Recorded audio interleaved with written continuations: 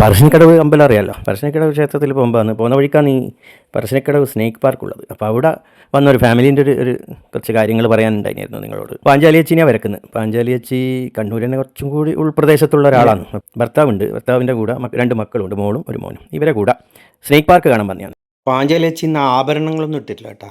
ആരെ കാണിക്കാനാ? പാമ്പിനെല്ലാം എന്താ ആഭരണം കാണിച്ചിട്ട് എന്ത് കാര്യം? ആ പെണ്ണിൻ്റെ മുഖം കണ്ടാൽ തിരിയും. അവൾ പാമ്പിനെ കണ്ടിട്ട് പിന്നോട്ടേക്ക് വലിയൊന്നു. സത്യത്തിൽ കുട്ടികൾ സ്നേക്ക് പാർക്ക് എന്നുള്ളത് സ്നാക്സ് പാർക്ക് എന്നാണ് വിചാരിച്ചത്. സ്നാക്സും എന്തോ അപ്പോൾ ഐസ്ക്രീമെല്ലാം അടിക്കാന്ന് വെച്ചിട്ട് വന്നയാ. ഇവിടെ എത്തുമ്പോൾ തിരിയുന്ന പാമ്പും മറ്റ് മൃഗങ്ങളെല്ലാം കണ്ടപ്പം വല്ലാണ്ട് പേടിച്ചിട്ടുള്ളൂ. പാഞ്ചാലിയച്ചിക്ക് പിന്നെ അതൊന്നും വലിയ പ്രശ്നമില്ല. കാരണം പാഞ്ചാലിയച്ചി ഭർത്താവിനെല്ലാം ഇപ്പോൾ കാണുന്നതാണ്. അപ്പോൾ വലിയ ടെൻഷനില്ല അവർക്ക്. പാഞ്ചാലിയച്ചി ഭക്ഷണം നല്ലോണം ഉണ്ടാക്കും, പക്ഷേ പെണ്ണിനും ശരി കൊടുക്കുന്നില്ല. അതിൻ്റെ കാലെല്ലാം കണ്ടില്ലേ? ഞാൻ വരച്ചത് കുറച്ചൊരു മങ്ങിപ്പോന്നിടക്ക്. സാരല്ല.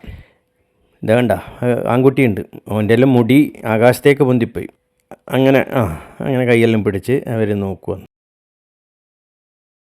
ഇതാണ്ട ഞാൻ കാർട്ടൂണിൽ പറഞ്ഞില്ലേ, ഈ വേർപ്പോ അല്ലെങ്കിൽ ടെൻഷൻ കാണിക്കാൻ നമ്മൾ വെള്ളത്തുള്ളികൾ ചുറ്റും വരക്കും. പാഞ്ചാലിയച്ചിക്കും ടെൻഷൻ ഉണ്ട്, പക്ഷെ പുറത്തൊന്നും കാണിക്കുന്നില്ല എന്ന് തോന്നുന്നു. ഇപ്പം വരക്കുന്നതാണ് പാഞ്ചാലിയച്ചിൻ്റെ ഭർത്താവ്. കണ്ട എന്തൊരു നിസ്സംഗനാണ് കണ്ടോ. വയറിന് മാത്രം ഒരു കുറവുമില്ല, അത് ഇഷ്ടം പോലെയുണ്ട്, നമുക്കെല്ലാവർക്കും ഉള്ള പോലെ തന്നെ.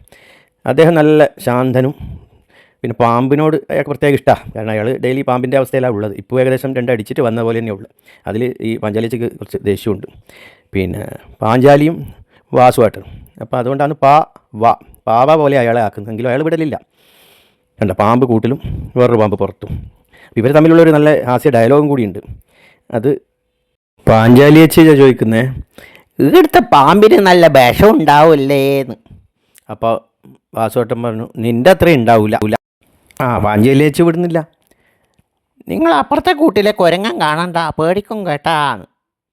അപ്പം വാസുവേട്ടൻ പറയുന്നു, നിന്നെ എനിക്ക് കല്യാണം കഴിപ്പിച്ച ശേഷം അയാൾ ഈടിയാ വന്നിരുന്നതല്ലേ എന്ന്. പാഞ്ചാലിയച്ചിൻ്റെ അച്ഛനെ സംബന്ധിച്ച് പറഞ്ഞതാണത്. ഇങ്ങനെ അവരടിച്ചും സ്നേഹിച്ചും അങ്ങനെ മുന്നോട്ട് പോകട്ടെ. നമ്മളെന്തിനാ മറ്റുള്ളവരുടെ കാര്യത്തിൽ ഇടപെടുന്നത്, അല്ലേ?